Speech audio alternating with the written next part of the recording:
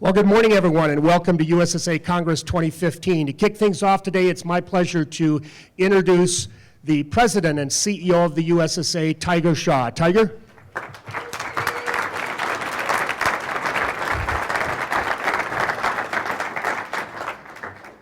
Good morning.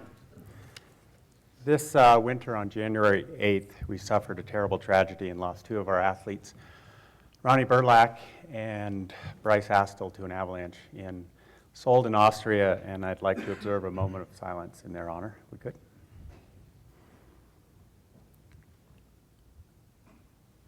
We suffered a terrible tragedy. Thank you. This tragedy has triggered an introspective look, as has the fact that this is a post-Olympic year and my first year at the helm. We've taken a close look at a lot of things that we need to do, how we need to do them, and what we must be doing. Okay, so I've had to ask myself, how am I feeling? It's been a year since I took charge. And I have to say that I'm feeling and that we are excited, humbled, and committed.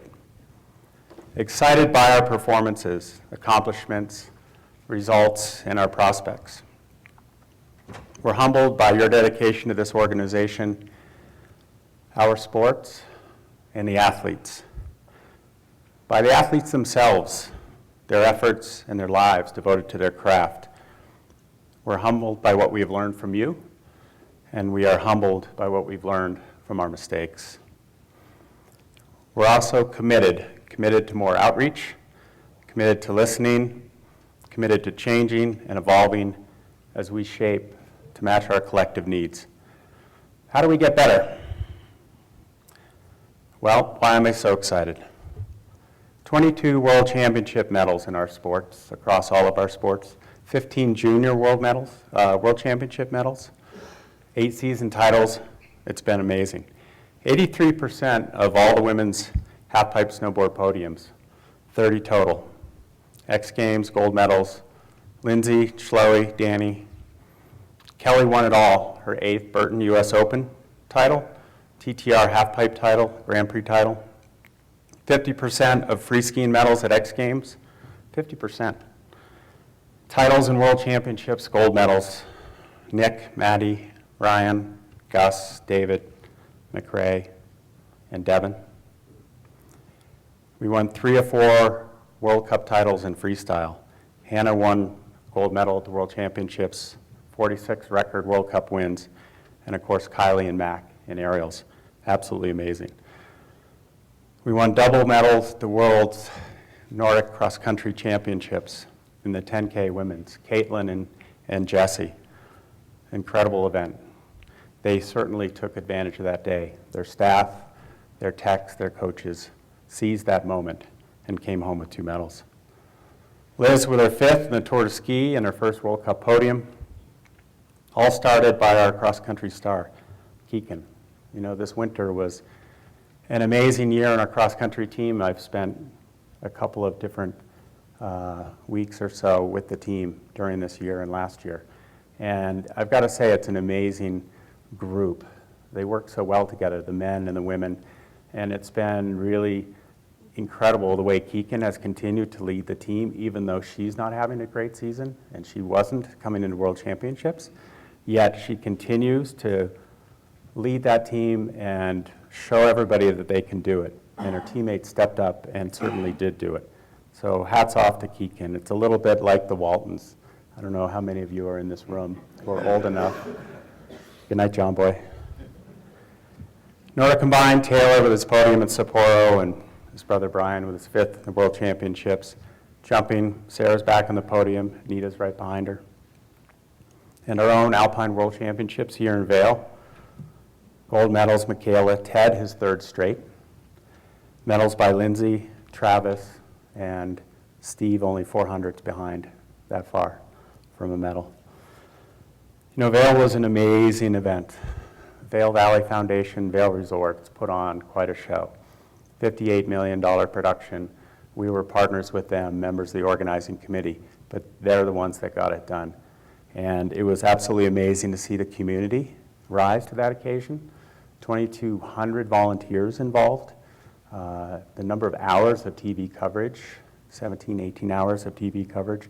I mean, just extraordinary what it has done for our sport, in this case Alpine, being hosts in our home country, bringing it up to a level that I think has really been unseen before, and the impact was enormous. And Mike and his team and marketing and Callum and events did an amazing job making that come off.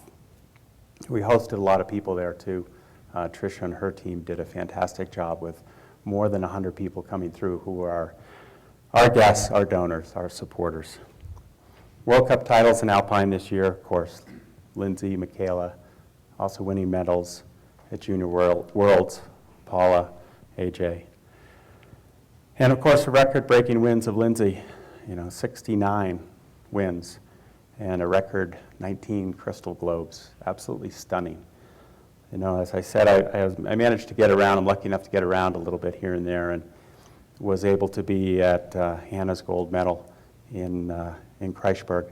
But just before that, I was in Cortina where Lindsay tied the record, and it was such an event, amazing, really electric. And then the next day, I left, and she won again and beat the record. But that was fine. There was another tiger there to greet her and congratulate her. I could go on, all the sports. Maybe we didn't medal in every sport or win world championships or titles in every sport, but we had great performances and we have great prospects. Wow, all of this, and yet I'm humbled by our challenges. There are plenty, they're varied, and we must tackle them head on. We have challenges with revenue generation, fiscal responsibility. We have a $2 million funding gap in athletics. We know this. We've had a lot of help trying to close this. Rally Me has been incredible in terms of helping the athletes raise money. To cover their travel costs, they've raised over $1 million to date using Rally Me and many, many other sources, supporters, outside organizations, individuals that support our team directly with athletes in that way. And our partners, of course, that have really stepped up to help there too, T2, NNF, and many others. We're very, very thankful. We're doing our best to close that gap. We had about $100,000 we were able to apply on a need basis last year. We hope to bump that over $200,000 this year and hope to close that gap in less than 5 years. But at least applying what we can as we move along here on a need base, we can have an enormous impact. So we are developing the ability and the capability to do that. We need to fund our infrastructure. We spend, and these numbers we're going to publish, we spend over $100,000 per athlete in some of our sports, Alpine being the most expensive. That money is what's needed to put coaches on the road, elite coaches, assistant coaches, trainers, techs, physios, support the rehabilitation here in the COE, the trainers here in the COE, sports science, all of the direct spending on athletics when you divide that amongst the number of athletes we have on the road is well north of $100,000 in Alpine and approaches $100,000 in some of the other sports, with each sport having its own different business model. Snowboarding, free skiing are very different. A lot of those athletes are traveling to Europe doing other things also, which is great for them, able to appear in films, go to many other events, and largely be in the United States. They don't need to spend the whole year in Europe like the cross-country team does. Our cross-country team goes to Europe in November and they come back in March. An amazing commitment. I'm always stunned by that. And they figured out, how to do Christmas over there, how to keep their game at the highest level the whole time that they're over there. We have challenges within our Olympic sports. We need to evolve our sports in the Olympics. We need to grow the quality of our programs in our sports. We need to introduce new sports. We need to keep our sports high up in the eyes of the IOC, Thomas Bach, and his 2020 agenda. And we do that through the FIS and other means, through the USOC. They're going to announce the sports that will be in the 2018 Games in Pyeongchang this summer. And we're feeling good about our impact there and our ability to add things like big air. So we're hopeful With that process, you never know until it actually happens, but we've been getting good feedback there. We need to always increase the notoriety of our sports in general. Even though this year we had record broadcast and streaming ratings, again, Mike's team has done a great job. We had dramatic growth in our social media and our social outreach, thanks to Tom and his team and his staff, did an amazing effort. But at the same time, we have impediments because we don't have the right vehicles to do it. We don't have the right app. We don't have the right video player for Mike's team to be able to sell advertising. At the same time, we need a broader reach to more people within our own country, which I'll talk about in a second. So we're taking on NASTAR. Quite an event for us, quite a project. Callum, where are you? Yeah, good luck. That's going to be a lot, but why did we do this? You know, when we started talking to Active Interest Media, who owns Skiing and Warren Miller, we talked to them about operating and taking over NASTAR, and we realized this is a natural fit for us. It allows us to extend all the way down to the entry of citizen racing, so to speak. Adult citizen racing, entry level for kids that are getting into the sports. What came out once we started talking about NASTAR and we realized this, and even Daryl Landstrom's own son, Daryl told me this story where his kid went through a NASTAR course and said, Dad, I like this, I want to do this. And eventually got involved in a club and turned into a ski racer. And the number of stories like this that came out was absolutely amazing. I was really surprised. And it allows us to help on a national scale, not replace or do anything that the clubs aren't already doing, but preserve and grow that system that has been a national icon for decades and helps kids get into our sport, keeps us relevant to the adult citizens racers that want to just go down a course. There's a lot of ways we think we can improve this, but it connects us with more than 65,000 people who are the ones that ran the course last year, over 120,000 different runs on these courses, and then their parents, their brothers, their sisters, so we can get connected all those people. So the social outreach that Tom's team has been doing such a great job with, the advertising, the video player, all these things tie together. It makes us more relevant and connects us to the entire community, the recreational community out there that could be much more than that. Also connects us very closely to 115 different ski areas, and hopefully we grow that number. So we like to say we're partners with all these ski areas. Our clubs are at these areas, but we don't really touch them that much. We have maybe 15 major partners where we run our events, and now we have 115 major partners. So we're really excited about our ability to play in that arena and to increase that and grow that. We think there's a lot of upside there. We have operational challenges, both in the near and the long terms. Transparency, we're improving. We're committed to doing so.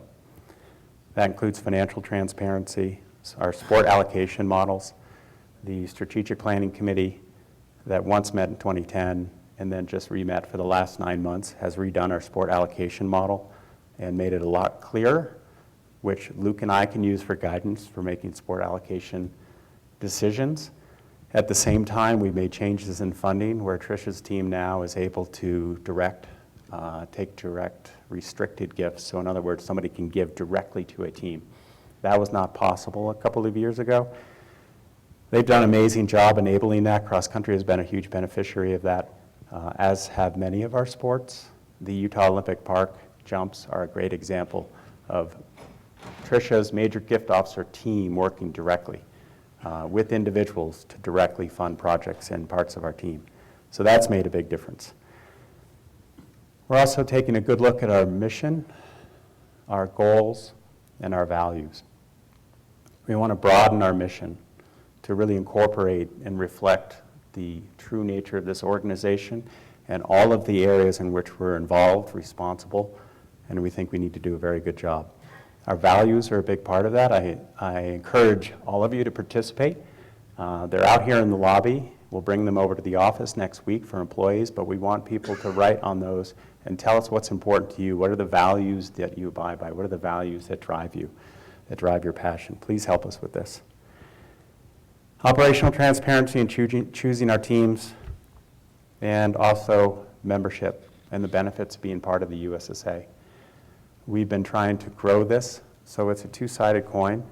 Really until now, the benefit of a USSA membership that everybody cared about was the ability to enter certain competitions. So that was the only reason people bought and became members of USSA. We're changing that. So we have all different categories now that we just address all the different needs.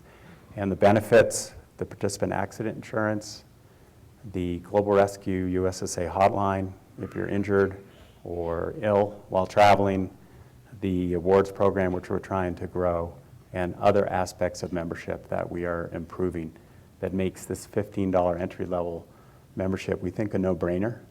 We need ubiquitous adoption of this. Not that there's a lot of money there really isn't. There's a real cost with the participant accident insurance and the global rescue coverage. However, it's so important that we know who all these people are and that we can communicate with them.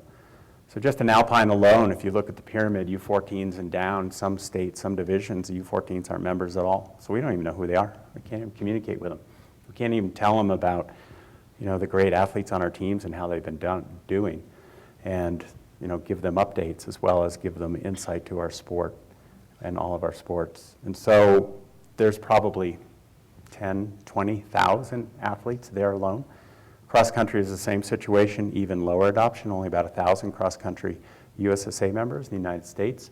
And there must be 30, 40, 50,000 cross country athletes that compete, especially up through all the age groups.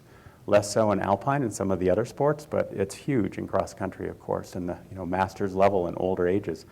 Look at the Berkey. Thousands of athletes in the Berkey is a great example. But we needed to create memberships that actually work and make sense. And we created these committees this year, and we've been meeting for 9 months. In each of the sports that I've looked at membership, sport entry, attrition, retention, the elite pipelines, and we're listening to you so we can understand better how we need to be to make sure these things happen. We must grow our sport. We must improve our relevancy within the industry and within the United States. It's absolutely critical. We've been trying to, and we have been partnering with organizations that have evolved around us in our sports. We're trying to better partner with those that have the same mission that we have. USASA, USCSA, NENSA, CXC, NNF, T2, I could go on and on. Men's and women's ski jumping, of course, also. So we don't intend to replace anybody. There's a lot of organizations that are very strong in various roles within our sports, and our intention is to partner and augment the way they do things, and they can augment the way we do things. And that's been going well. We've had great discussions. We plan to move forward on that. On an athlete note, too, I'd also like to wish Nick Farrell for the very best. Our heart goes out to him. Ski jumper that had a serious injury in Europe this year and continues to improve in the United States. And then recently, Jamie Crane-Mousy, who had a serious concussion up in Canada and is now here in Salt Lake City recovering and doing great. Jory and I were able to go see her last week, and we were amazed by her recovery. Improving communications, we know we need to improve. This is going to be something we'll always have to work on, especially with our younger teams. The athlete, parent, coach triangle is absolutely important. The community outreach that I've been mentioning, the results of listening, the empowering of these task forces, and the input that we got back, and it was incredible. Some of them, I think, probably met for 20 hours. I was on many of these calls. I have distinct memories of being on my cell phone in Europe at 2 in the morning with Joey and the cross-country committee, walking around ski areas on conference calls, but it was just amazing feedback that we got, and to be able to hear that directly from the field, both supportive and constructively critical, which is absolutely important for us to know how we need to change. The feedback and through these mechanisms has really been central to helping us understand how we need to change, and you are making a difference. The future is about you. It's about engaging you, working with you, and responding to you. Taking action on what we have heard from you this past winter. Introduction of sweeping changes that I've mentioned in membership and some of the other areas. We can work better. We can try new things. Our Alpine college ski team is a great example. It's a foray into an area that we've heard for years, that we have athletes that have come through that system, and we actually are going to actively have a team in that area this year. And our hopes are high that that works out well. We're pretty confident that it will be. All of the partnerships that I've just mentioned, and of course, fostering the sport at every level through inclusion. We're committed to the future. We're committed to listening. We're committed to change. We're committed to everyone and everything around us. All of these things are changing. We need to stay ahead of the curve. In closing, just a quick comment about alignment. I invite you to stay committed with us. We're humbled by your efforts and your devotion, endless days and nights, all of the volunteers, officials, coaches, parents. It's incredible. By your commitment and your devotion, alignment isn't possible without you believing that we're reaching towards the same common goals, the same sense of purpose. When we're all aligned and pulling on the rope in the same direction, we're a very, very strong organization. The power of us in alignment is what moves our organization forward, moves our sports forward. Individual humility and collective pride. I invite you to join us, stay committed and engaging with us. Everyone is part of it. It's all about you. While we may be humble as individuals, together we are a very, very strong force. Through alignment, we'll move forward. Thank you for being here today.